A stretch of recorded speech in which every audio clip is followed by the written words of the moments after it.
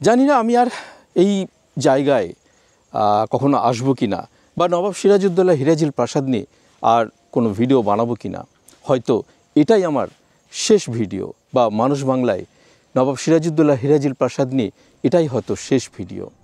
আজ ডিসেম্বর মাসের 28 তারিখ, আর 3 দিনের মধ্যেই শেষ হয়ে যাবে 2024 সাল।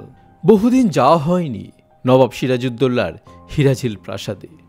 ঘুম থেকে উঠেই বেরিয়ে পড়লাম ক্যামেরা নিয়ে সেই চেনা রাস্তায়। হিরাজিল প্রাসাদের কাছে গিয়ে বেশ চমকে গেলাম।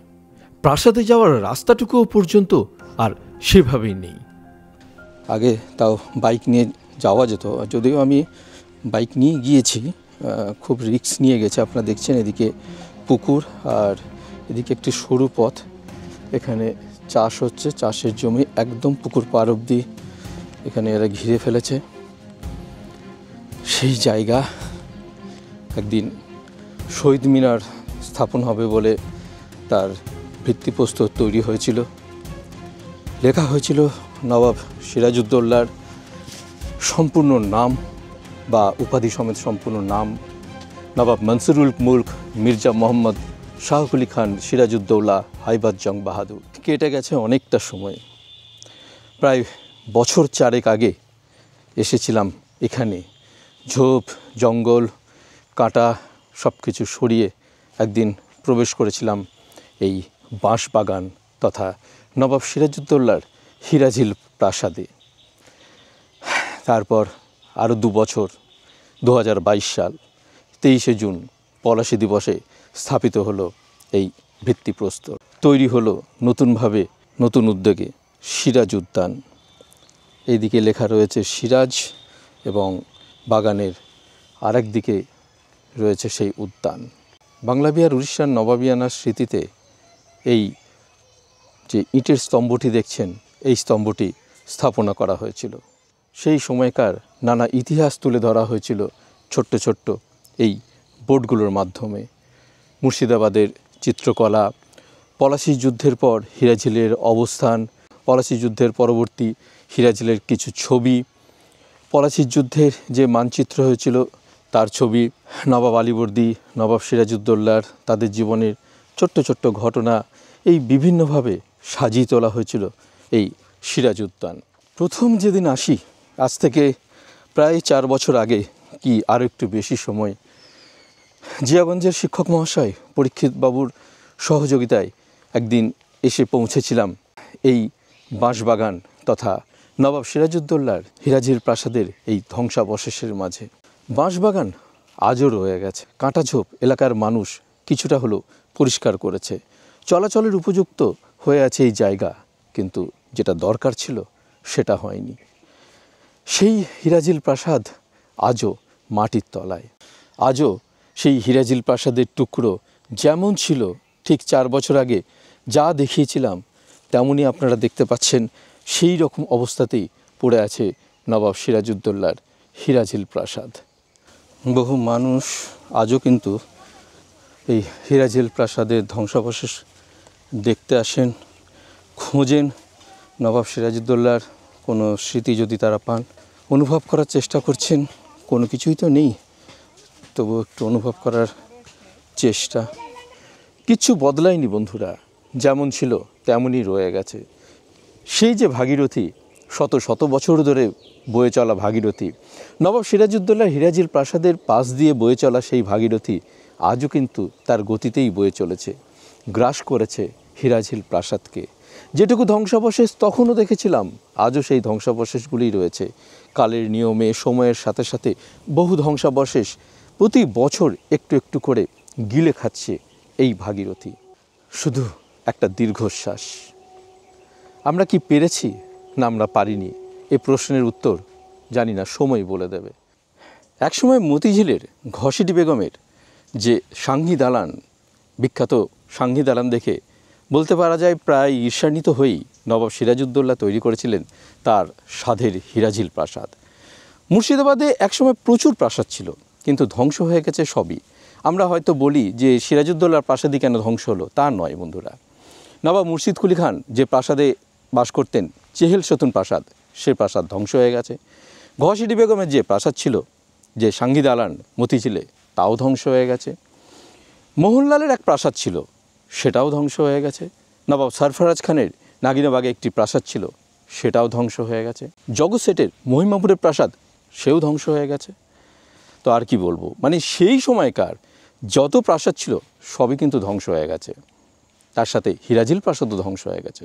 যদিও হিরাঝিল প্রাসাদ ধ্বংসের সঙ্গে ভাগীরথী যুক্ত আছে, ক্রমশ পাড় ভেঙে ভেঙে আজও কিন্তু আমরা দেখতে পাই এই প্রাসাদ ক্রমশ ধ্বংস হতে হতে তার যে ভিত অংশটুকু ছিল সেটাও খেয়ে চলেছে ক্রমশ প্রতি বছর একটু একটু করে।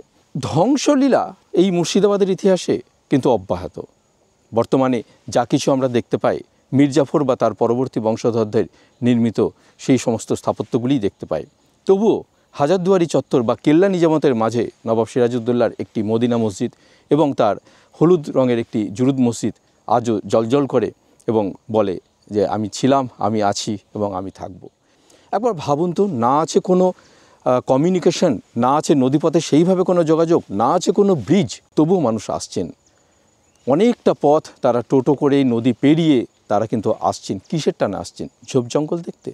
না, মুর্শিদাবাদের ইতিহাস যাকে বাদ দিয়ে চলে না তিনি হলেন নবাব সিরাজউদ্দৌলা। যে কোনো জায়গায় যে কোনো কিছুতে খুঁজে বেড়ান, দেখবেন নবাব সিরাজউদ্দৌলা। কিছুদিন আগে আমি হাজারদুয়ারি গিয়েছিলাম, সেখানেও উত্তরবঙ্গের বেশ কিছু মানুষকে সাথে করে, সেখানেও তারা অস্ত্রাগার যখন দেখছেন তখন বলছেন সিরাজউদ্দৌলার তরবারি কোথায়, আলীবর্দীর তরবারি কোথায়। পলাশির যুদ্ধের অস্ত্রশস্ত্র তারা সেখানে খুঁজে বেড়াচ্ছেন। অর্থাৎ যে মানুষটার নাম বাদ দিয়ে মুর্শিদাবাদের পর্যটন চলে না বলতে গেলে, অথচ তার এত বড় একটি চিহ্ন সেটা মাটির তলাতেই থেকে যাবে। আমার এই ভিডিও রাজ্য সরকার বা কেন্দ্র সরকারের কোনো আধিকারিক বা কোনো পদাধিকারী যদি দেখে থাকেন, তাদের কাছে আমার কাতর বা বিনীত অনুরোধ রইল এই জায়গাটা সংরক্ষণ করুন। ঘুরতে ঘুরতে ছোট্ট টাকা পেলাম, মনে আছে আপনাদের? জানি না আপনাদের মনে আছে কি না। এই হচ্ছে সেই উজ্জ্বলের মেয়ে। আমার অনেক দিন পর 7-8 মাস পর দেখা হলো। তো সিনথিয়া সরকার, না সিনথিয়া সরকার, আমার আগের ভিডিওতে ওকে আপনারা দেখেছেন। ও এবং ওর ছোট্ট ভাই আছে। উজ্জ্বল এখনও দেখাশোনা করে, উজ্জ্বলের সাথে এখানে দেখা হলো না, তো এসেছিলাম। তো হঠাৎ ঘুরতে ঘুরতে ও কাছে এসেছে, আমি মানে চমকে গেছি। যাক, খুব ভালো লাগলো, অনেক দিন পর দেখা হলো, আমার সত্যিই ভীষণ ভালো লাগছে। ভাই কোথায়? ভাই কী করছে? ভাই বাড়িতে? ও, আর বাবা কাজে গেছে? ঠিক আছে, বেশ, খেলা করো। তুমি একা একা এসছো নদীর ধারে? ভয় লাগে না এখানে একা একা ঘুরে বেড়াও? তাই? ঠিক আছে, চলো। যে বাঁশবাগান ছিল সেই বাঁশবাগানই রয়ে গেছে। বাঁশবাগানের ভেতরেও রয়েছে অনেক ধ্বংসাবশেষ। শুধু মাঝের যে অংশে একসময় আমরা যাতায়াত করতে পারতাম না, আমাদের স্থানীয় মানুষ উজ্জ্বল এবং আরও কিছু মানুষের সহযোগিতায় এই জায়গাটা অন্তত পরিষ্কার হয়েছে। প্রতি মুহূর্তে প্রতিদিন কিন্তু পর্যটকের ঢল নামে এই হিরাঝিলে। মানুষ আসে, খোঁজে এখানকার ইতিহাস, কিন্তু খুঁজে পায় না কিছু। সবই আছে মাটির তলায় আর এই বাঁশবাগানের আড়ালে। যখন প্রথম এসেছিলাম তখন কিন্তু এই জায়গাটা দেখেছিলাম, এই অংশটা তখন অনেকটা ইট বেরিয়েছিল। আপনারা দেখুন, এই যে এটা এখন বাঁশ পাতায় পুরো চাপা পড়ে গেছে। কিছু একটা ছিল প্রাসাদের ধ্বংসাবশেষ। আর এইখানে একসময় মাটি খুঁড়ে পাইপ গিয়েছিল, সেই পাইপের লাইনটা এদিক দিয়ে আমরা দেখতে পাচ্ছি। এই দিক দিয়ে সোজা এই ধ্বংসাবশেষ আপনাদের একটি ভিডিও করে আমি দেখিয়েছিলাম সেখানে, যে মাটি খুঁড়ে হিরাঝিল প্রাসাদ কীভাবে। আর দেখুন মাটির মধ্যে শুধু একেবারে ইটের টুকরো আর ইটের টুকরো। অনেক মানুষ এখানে যারা আসেন তারা এই ইট সংরক্ষণ করে নিয়ে যান স্মৃতিচিহ্ন হিসাবে। তারা নিয়ে যান, তাদের শোকেসে সাজিয়ে রাখেন যে নবাব সিরাজের হিরাঝিল প্রাসাদের ধ্বংসাবশেষ। তো এইরকম স্মৃতিচিহ্ন অনেকেই সংরক্ষণ করেন। নমস্কার। হ্যাঁ, নমস্কার। আপনার চ্যানেল দেখি। তাই? আচ্ছা আচ্ছা। না কি জানো? না, আমি মানুষ বাংলা। মানুষ বাংলা। সুমন বড় করে স্ট্যাচু করে। হ্যাঁ হ্যাঁ হ্যাঁ হ্যাঁ। ওই আমার মেয়েকে আর নাতিকে নিয়ে এসেছি। আচ্ছা আচ্ছা আচ্ছা ওই আপনাদের ওটা দেখার পরে আরো ডিটেল পেলাম, আচ্ছা আচ্ছা সেটা দেখার পরে উঠছে না, ওটা দেখার পরেই নিয়ে এসেছি। ওই যে চল আছে। কোত্থেকে এসছেন? আমরা এসেছি ইয়ে থেকে, দমদমের ওখানে। দমদম থেকে। হ্যাঁ, আচ্ছা আচ্ছা আচ্ছা এয়ারপোর্ট 1।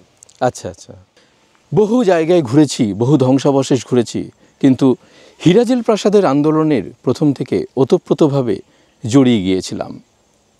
তারপর একটা দীর্ঘশ্বাস ছাড়া আর কিছু মেলেনি বন্ধুরা। আপনারা চেয়েছিলেন, যখন বাংলাদেশে গিয়েছিলাম তখন যাদের সাথে দেখা হয়েছিল তারা প্রত্যেকেই চেয়েছিলেন নবাব সিরাজউদ্দৌলার হিরাজেল প্রাসাদের বর্তমান কি অবস্থা। এমনকি কিছুদিন আগেও যখন আমি একটি লাইভে আসি আপনাদের কাছে, তখন আপনারা বলেছিলেন নবাব সিরাজউদ্দৌলার হিরাজেল প্রাসাদের বর্তমান অবস্থা কি হলো, কেমন আছে, শহীদ মিনার কি তৈরি হয়ে গেল, আপনারা জানতে চেয়েছিলেন। আমি কথা দিয়েছিলাম হিরাজেল প্রাসাদে আমি যাব, আপনারা আমার ক্যামেরায় সচক্ষে দেখতে পাবেন তার বর্তমান অবস্থা। ঘরে বসে গল্প নয় বন্ধুরা, তাই আজ সকালবেলায় ছুটে এসেছি এই হিরাজেল প্রাসাদে। বছর শেষ হয়ে গেল, আর মাত্র 2-3টে দিন 2024 সাল শেষ হয়ে যাবে। শেষ হয়ে যাবে হয়তো অনেক আশা, অনেক প্রত্যাশা। জানি না আমি আর এই জায়গায় কখনো আসবো কি না, বা নবাব সিরাজউদ্দৌলা হিরাজেল প্রাসাদ নিয়ে আর কোনো ভিডিও বানাবো কি না। হয়তো এটাই আমার শেষ ভিডিও, বা মানুষ বাংলায় নবাব সিরাজউদ্দৌলা হিরাজেল প্রাসাদ নিয়ে এটাই হয়তো শেষ ভিডিও। তাই একটা দীর্ঘশ্বাস ছাড়া আর কিছু নিয়ে যাচ্ছি না বন্ধুরা। আপনারা দেখতে চেয়েছিলেন, কথা দিয়েছিলাম, কথা রেখেছি। ভালো থাকুন সবাই। যাই হোক, সবাই ভালো থাকুন, সুস্থ থাকুন। আবার দেখা হবে অন্য কোথাও, অন্য কোনোখানে। বিদায় বন্ধুরা।